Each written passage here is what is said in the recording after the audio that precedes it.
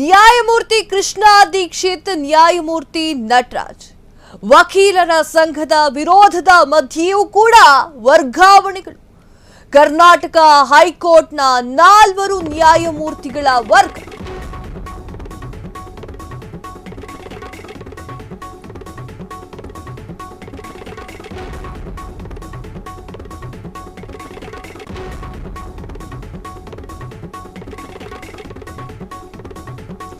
ನ್ಯಾಯಮೂರ್ತಿ ಹೇಮಂತ್ ಚಂದನ್ ಗೌಡರ್, ನ್ಯಾಯಮೂರ್ತಿ ಸಂಜಯ್ ಗೌಡ ವರ್ಗಾವಣೆಗೆ ಶಿಫಾರಸು. ನ್ಯಾಯಮೂರ್ತಿ ಕೃಷ್ಣ ದೀಕ್ಷಿತ್ ಒಡಿಶಾ ಹೈಕೋರ್ಟ್, ನ್ಯಾಯಮೂರ್ತಿ ಕೆ ನಟರಾಜನ್ ಕೇರಳ ಹೈಕೋರ್ಟ್, ನ್ಯಾಯಮೂರ್ತಿ ಚಂದನ್ ಗೌಡರ್ ಮದ್ರಾಸ್ ಹೈಕೋರ್ಟ್, ನ್ಯಾಯಮೂರ್ತಿ ಸಂಜಯ್ ಗೌಡ ಗುಜರಾತ್ ಹೈಕೋರ್ಟ್. ಎಸ್, ಈ ಒಂದು ವರ್ಗಾವಣೆಯನ್ನ ನೋಡ್ತಾ ಇದ್ರೆ ಎಂತಕ್ಕೆ ಎನ್ನುವಂತಹ ಅನುಮಾನಗಳು ಕೂಡ ಬರ್ತಾ ಇದೆ. ಕರ್ನಾಟಕದ ಹೈಕೋರ್ಟ್ನ 4 ನ್ಯಾಯಾಧೀಶರನ್ನ ವರ್ಗಾವಣೆ ಮಾಡಲಾಗಿದೆ, ನ್ಯಾಯಮೂರ್ತಿಗಳನ್ನ ವರ್ಗಾವಣೆ ಮಾಡಲಾಗಿದೆ. ವಕೀಲರ ಸಂಘದ ವಿರೋಧದ ಮಧ್ಯೆಯೂ ಕೂಡ ಅವರನ್ನ ಯಾಕೆ ವರ್ಗಾವಣೆ ಮಾಡಿದ್ರು ಎನ್ನುವಂತಹ ಅನುಮಾನಗಳು ಕೂಡ ಮೂಡ್ತಾ ಇದೆ. ನೀವು ನೋಡ್ತಾ ಇದ್ದೀರಾ ಸ್ಕ್ರೀನ್ ಮೇಲೆ. ನ್ಯಾಯಮೂರ್ತಿ ಕೃಷ್ಣ ದೀಕ್ಷಿತ್, ನ್ಯಾಯಮೂರ್ತಿ ಕೆ ನಟರಾಜನ್, ನ್ಯಾಯಮೂರ್ತಿ ಹೇಮಂತ್ ಚಂದನ್ ಗೌಡರ್, ನ್ಯಾಯಮೂರ್ತಿ ಸಂಜಯ್ ಗೌಡ ವರ್ಗಾವಣೆಗೆ ಶಿಫಾರಸು ಮಾಡಲಾಗಿದೆ. ನ್ಯಾಯಮೂರ್ತಿ ಕೃಷ್ಣ ದೀಕ್ಷಿತ್ ಅವರನ್ನ ಎಲ್ಲಿ ವರ್ಗಾವಣೆ ಮಾಡಲಾಗಿದೆ ಅಂತ ನೋಡ್ತಾ ಹೋಗುವುದಾದ್ರೆ ಒಡಿಶಾದ ಹೈಕೋರ್ಟ್ಗೆ ವರ್ಗಾವಣೆ ಮಾಡಲಾಗಿದೆ. ನ್ಯಾಯಮೂರ್ತಿ ಕೆ ನಟರಾಜನ್ ಅವರನ್ನ ಕೇರಳ ಹೈಕೋರ್ಟ್ಗೆ ವರ್ಗಾವಣೆ ಮಾಡಲಾಗಿದೆ. ನ್ಯಾಯಮೂರ್ತಿ ಚಂದನ್ ಗೌಡರ್ ಅವರನ್ನ ಮದ್ರಾಸ್ ಹೈಕೋರ್ಟ್ಗೆ ವರ್ಗಾವಣೆ ಮಾಡಲಾಗಿದೆ. ನ್ಯಾಯಮೂರ್ತಿ ಸಂಜಯ್ ಗೌಡ ಅವರನ್ನ ಗುಜರಾತ್ ಹೈಕೋರ್ಟ್ಗೆ ವರ್ಗಾವಣೆ ಮಾಡಲಾಗಿದೆ. ಎಸ್, ಇದರ ಬಗ್ಗೆ ಹೆಚ್ಚಿನ ಮಾಹಿತಿಯನ್ನ ಕೊಡೋದಕ್ಕೆ ಅಕ್ಷಯ್ ಲೈನ್ ನಲ್ಲಿ ಇದ್ದಾರೆ. ನಮ್ಮ ವಿಶೇಷ ಪ್ರತಿನಿಧಿ ಅಕ್ಷಯ್ ಅವರು ಫೋನೋದಲ್ಲಿದ್ದಾರೆ, ಮಾತಾಡೋಣ. ಹೇಳಿ ಅಕ್ಷಯ್, ನ್ಯಾಯಮೂರ್ತಿಗಳ ವರ್ಗಾವಣೆ, ವಕೀಲರ ಸಂಘದ ವಿರೋಧದ ಮಧ್ಯೆಯೂ ಕೂಡ ಈ ಒಂದು ವರ್ಗಾವಣೆ ನಡೆದಿದೆ. ಇದರ ಬಗ್ಗೆ ಏನ್ ಇನ್ಫಾರ್ಮೇಶನ್ ಇದೆ?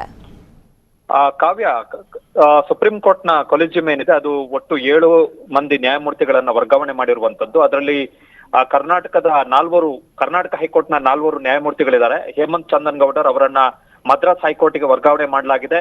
ಕೃಷ್ಣ ನಟರಾಜನ್ ಅವರನ್ನ ಕೇರಳ ಹೈಕೋರ್ಟ್ ವರ್ಗಾವಣೆ ಮಾಡಲಾಗಿದೆ. ನೇರಣಹಳ್ಳಿ ಶ್ರೀನಿವಾಸನ್ ಸಂಜಯ್ ಗೌಡ NS ಅವರನ್ನ ಗುಜರಾತ್ ಹೈಕೋರ್ಟ್ಗೆ ವರ್ಗಾವಣೆ ಮಾಡಲಾಗಿರುವಂತದ್ದು. ಜೊತೆಗೆ ಕೃಷ್ಣ ದೀಕ್ಷಿತ್ ಅವರನ್ನ ಒಡಿಶಾ ಹೈಕೋರ್ಟ್ಗೆ ವರ್ಗಾವಣೆ ಮಾಡಲಾಗಿದೆ. ಈ 4 ನ್ಯಾಯಮೂರ್ತಿಗಳ ವರ್ಗಾವಣೆಗೆ ವಕೀಲರ ಸಂಘ, ವಿಶೇಷವಾಗಿ ಧಾರವಾಡದ ವಕೀಲರ ಸಂಘ ಮತ್ತು ಬೆಂಗಳೂರಿನ ವಕೀಲರ ಸಂಘ ವಿರೋಧವನ್ನು ವ್ಯಕ್ತಪಡಿಸಿತ್ತು. ಜೊತೆಗೆ ಕರ್ನಾಟಕ ಹೈಕೋರ್ಟ್ನ ಮುಖ್ಯ ನ್ಯಾಯಮೂರ್ತಿಗಳಿಗೂ ಕೂಡ ಮನವಿಯನ್ನ ಸಲ್ಲಿಸಿತು. ಆದ್ರೆ ಸುಪ್ರೀಂ ಕೋರ್ಟ್ ಮುಖ್ಯ ನ್ಯಾಯಮೂರ್ತಿಗಳ ನೇತೃತ್ವದ ಕೊಲಿಜಿಯಂ ಆದೇಶದ ಪ್ರಕಾರ ಏಪ್ರಿಲ್ 15 ಮತ್ತು 19ನೇ ತಾರೀಕು ಈ 4 ನ್ಯಾಯಮೂರ್ತಿಗಳನ್ನ ಬೇರೆ ಬೇರೆ ಹೈಕೋರ್ಟ್ಗಳಿಗೆ ವರ್ಗಾವಣೆ ಮಾಡಲಿಕ್ಕೆ ತೀರ್ಮಾನವನ್ನ ತೆಗೆದುಕೊಳ್ಳಲಾಗಿದೆ. ಜೊತೆ ಆದೇಶದಲ್ಲಿ ಹೇಳಲಾಗಿದೆ, ಇನ್ಕ್ಲೂಸಿವಿಟಿ ಮತ್ತೆ ಡೈವರ್ಸಿಟಿಯನ್ನ ಹೈಕೋರ್ಟ್ನ ಆಡಳಿತಾತ್ಮಕ ವ್ಯವಸ್ಥೆಯಲ್ಲಿ ಕ್ವಾಲಿಟಿಯನ್ನ ತರಲಿಕ್ಕೆ ಈ ನ್ಯಾಯಮೂರ್ತಿಗಳನ್ನ ವರ್ಗಾವಣೆ ಮಾಡಲಾಗಿದೆ ಎನ್ನುವಂತ ಅಂಶವನ್ನ ತನ್ನ ಶಿಫಾರಸ್ಸಿನಲ್ಲಿ ಹೇಳಿರುವಂತದ್ದು.